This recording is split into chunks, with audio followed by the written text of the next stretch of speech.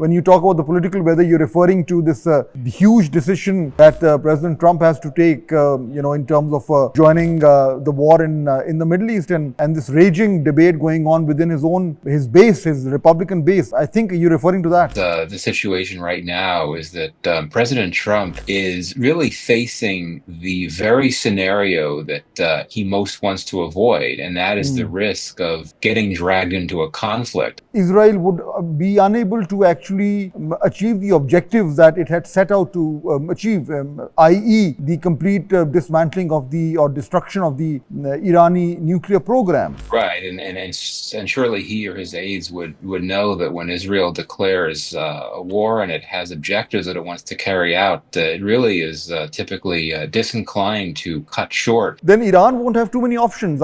So might as well go all out. Right, exactly. Obviously, it's not an easy decision for Iran's government, or what's left of it at this point. And welcome to Aik News Digital English. I'm Fahd Husain. Today we are going to do a podcast focusing on the latest situation between Israel and Iran, and whether the United States is actually thinking of joining up with Israel in this war. That's point number one. Point number two, of course, is the very relevant timing of Pakistan's Army Chief Field Marshal Sayyid Asim Munir. He is currently in the US and holding important meetings. So what does that mean, and what could that, how do we analyze this visit of his? To have a quick discussion on this, we are joined by Mr. Michael Kugelman. He is foreign policy expert, American foreign policy expert, specializing in South Asia with a particular focus on Afghanistan, Pakistan, and India. And he is also a columnist for the Foreign Policy magazine. Mr. Kugelman, thanks for joining us. Welcome. Thank you. Great to be here with you. So, how's the geopolitical weather in Washington, D.C. nowadays?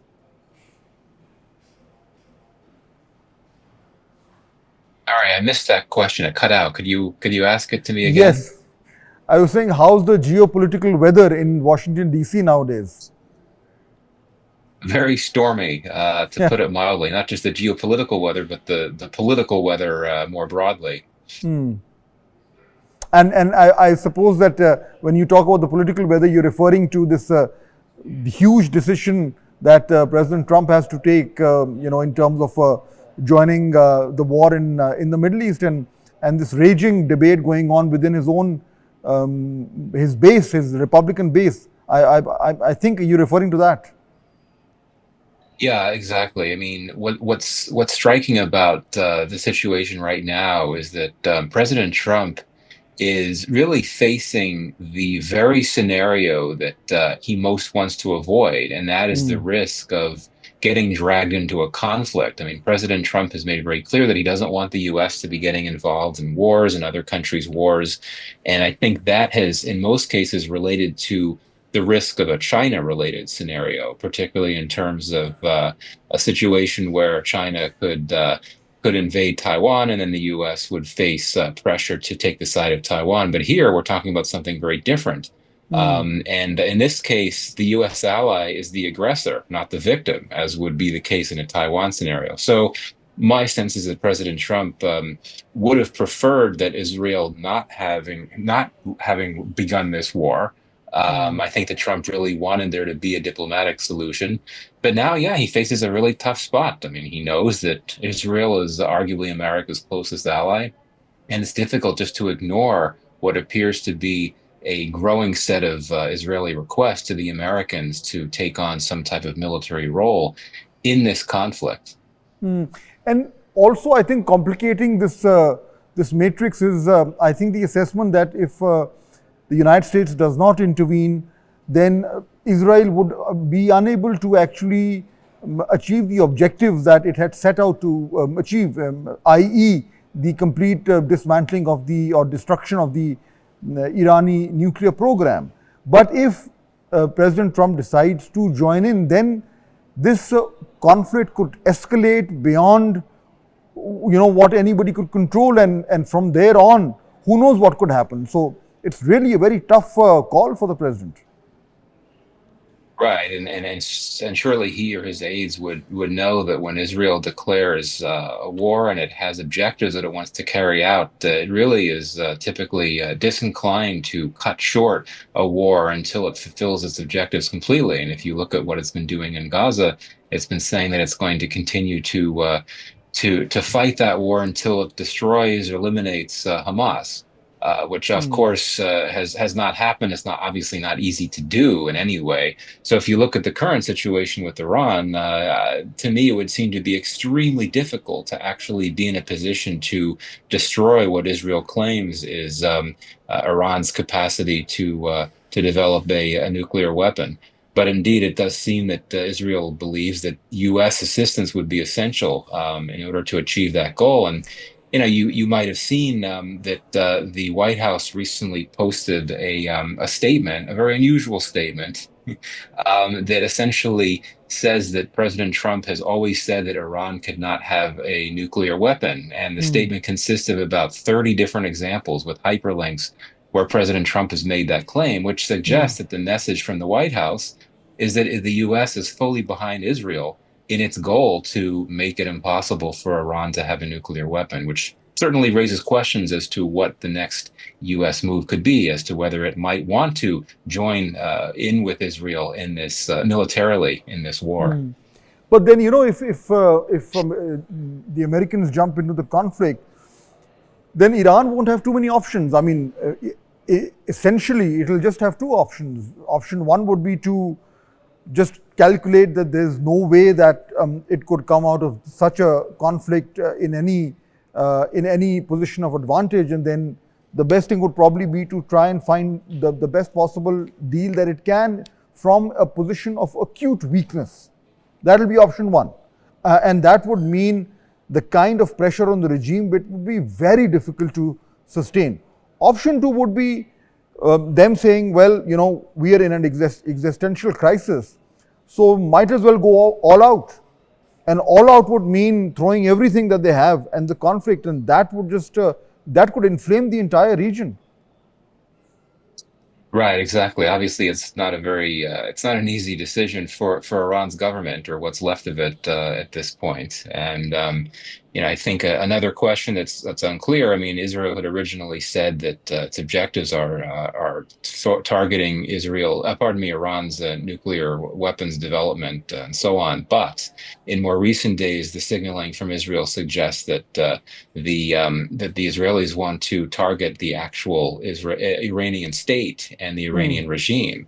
And indeed, the fact that they did hit the state broadcaster in Iran yesterday is perhaps telling in that regard. But now, look, I think that Iran is in a very difficult position where it's getting a significant amount of diplomatic and moral support from around the Middle East and beyond, but it's not very clear to me at all that Iran would be in a position to develop on any type of support beyond non-kinetic support. In other words, I can't imagine that Iran in any time in the foreseeable future would be able to depend on military support from other countries unless things really escalate in a big way. So I would agree that Iran would likely want to negotiate some type of deal at some point. It might be that President Trump's recent statements are meant to put pressure on Iran to move toward that very point. I mean, this fact that he's releasing the statement where the White House is pointing to all these times where Trump has said that Iran can absolutely not have a nuclear weapon.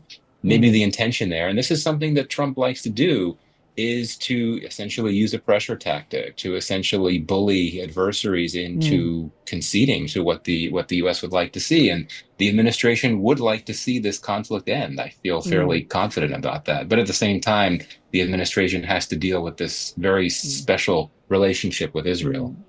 But allow me to say one thing before we move on to our next topic, that clearly Iran has upped the ante for Israel and for the United States, because apparently from if you look at it from how the initial attack happened, I think the general assessment was that after that it's devastating attack on the first day, that Iran wouldn't be able to really get its act together and respond.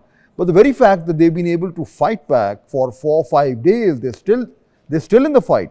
They're still fighting. And they're forcing Israel to now bank on the involvement of the United States.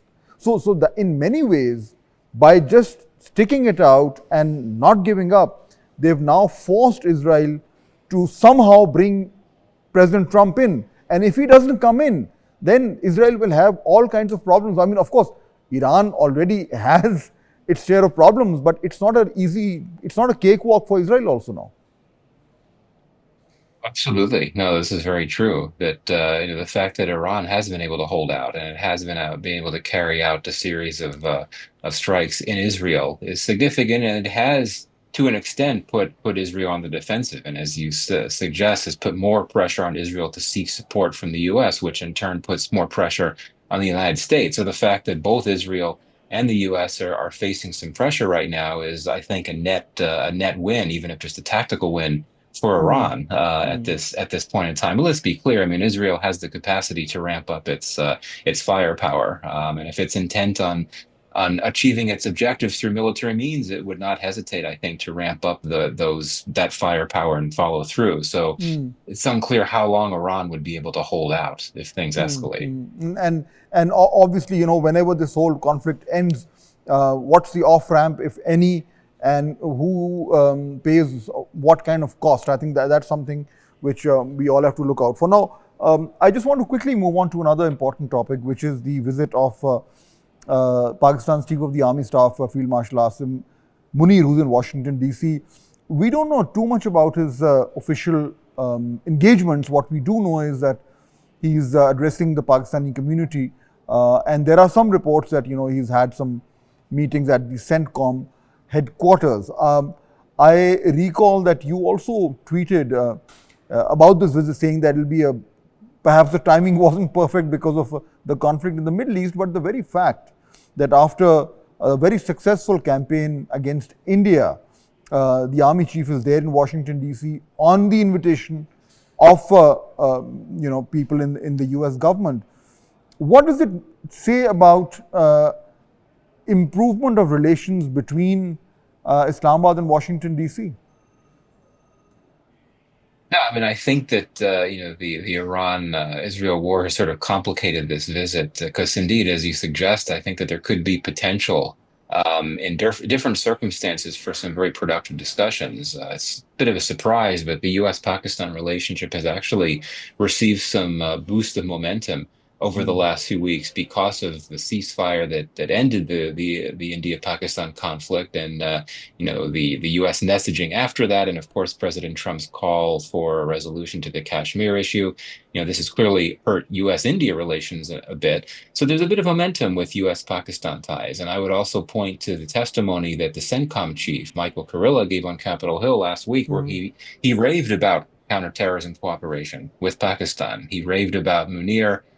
And he indicated there have been several cases since this administration took office where the two countries have worked together to apprehend terrorists. So I would think that counterterrorism, if there are or if there have been meetings between Munir and officials in the administration here, counterterrorism would be top of the agenda for sure. I mean, I suspect that the army chief would also want to bring attention to other issues such as the recent conflict with India, the Kashmir issue, and perhaps continuing on the messaging that had been brought by the senior Pakistani delegation that was recently in the U.S., which is essentially meant to paint India as an untrustworthy and aggressive actor, to try to sort of put that image in front of U.S. officials. I'm not sure how successful that would be, given that, as you know, Washington is a pretty pro-India town these days, and the partnership has really grown. But I do think that would be a part of Munir's messaging as well. But the final point I'll make on this is that he is someone who has a lot of power.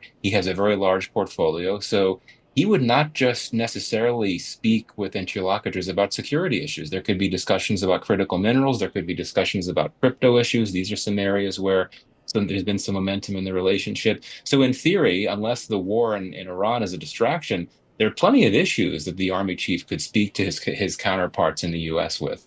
And because, in recent weeks, you also mentioned the testimony of the CENTCOM commander, but even if you go a couple of weeks back, perhaps a couple of months back, it's all started with President Trump praising Pakistan in the State of the Union address. And then from then onwards, there's been a series of either statements or comments where, starting from the president downwards, a number of officials are mentioning Pakistan in very favorable terms, both in terms of counter-terrorism and also again in the way then that this India-Pakistan conflict unfolded and how Pakistan was able to not only overcome the Indian challenge but come out looking better. And then after that, again a series of comments. So these are not random